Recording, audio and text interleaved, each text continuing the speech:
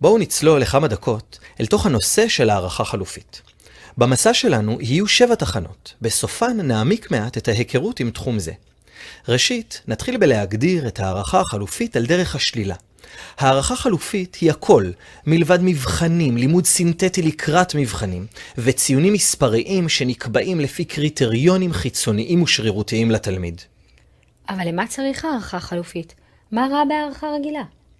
אחד מהרעיונות המרכזיים שעומד בבסיס הערכה החלופית הוא גמישות והתאמה לשונות.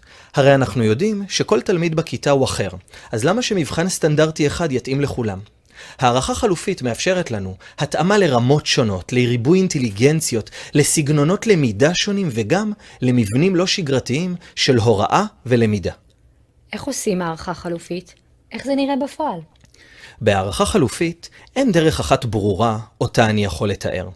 יש מגוון דרכים וכלי הערכה שונים, אבל מה שחשוב הוא שהם משקפים משימות אותנטיות שרלוונטיות לחיי התלמידים ולקוחות מעולמם, ומקנות להם מיומנויות וכלים של החיים האמיתיים שיוכלו לשרת אותם גם אחרי הלימודים בבית הספר. אז זה אומר שאין ציונים? לא, בכלל לא לכך הכוונה. הערכה חלופית היא בעיקרה הערכה, כלומר יש בה משוב לתלמיד, אבל הוא לא חייב להיות מספרי, והוא משקף בעיקר הערכה מעצבת, כלומר הערכה שניתנת במהלך הלמידה, והיא מתמשכת לכל אורך התהליך. היא מילולית ורב-ממדית, כלומר מתייחסת גם לתוצרים שמגיש התלמיד, אבל גם לתהליכים שהוא עובר, והתלמיד עצמו שותף לתהליך הערכה.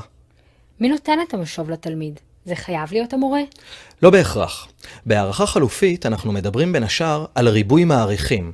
כלומר, המורה הוא מעריך, אבל גם התלמיד עצמו מעריך את עצמו. תלמידים אמיתים יכולים לספק משוב לחבריהם, מורים אחרים וגם הורים ונציגים אחרים מהקהילה, תלוי במשימה. אוקיי, כמורה, למה לי לעשות את זה? את בעצם שואלת את שאלת אמילי, מה יוצא לי מזה? האמת, די הרבה.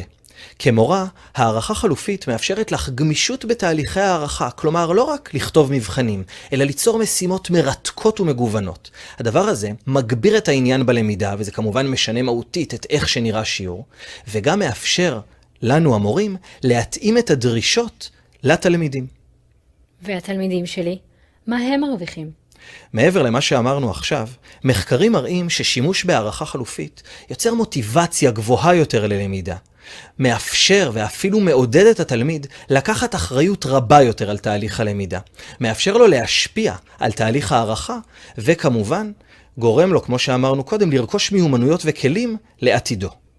זה נשמע אידיאלי, אבל בטח לא הכל טוב ופשוט, נכון? את צודקת, הערכה חלופית יוצרת קשיים. למשל, טוענים שמדובר בהערכה לא תקפה. יש מורים שתופסים אותה גם כמערערת על מעמדם, מכיוון שהם לא עוד מקנים חומר לקראת מבחן. הערכה חלופית מצריכה מהמורים, מאיתנו, השקעה ומשאבים מרובים, ולעיתים היא גם יוצרת התנגדויות ואי שיתוף פעולה מצד הורים, מנהלים ותלמידים. יחד עם זאת, מערכת החינוך כולה נעה יותר ויותר לאזור של הערכה חלופית, ולכן אנו צפויים להתקל בפחות התנגדויות. האמת, שכנעת אותי. שווה ניסיון. ומה הלאה? הלאה משמעו ללמוד את הנושא לעומק, לתכנן פעילויות של הערכה חלופית ולהמריא.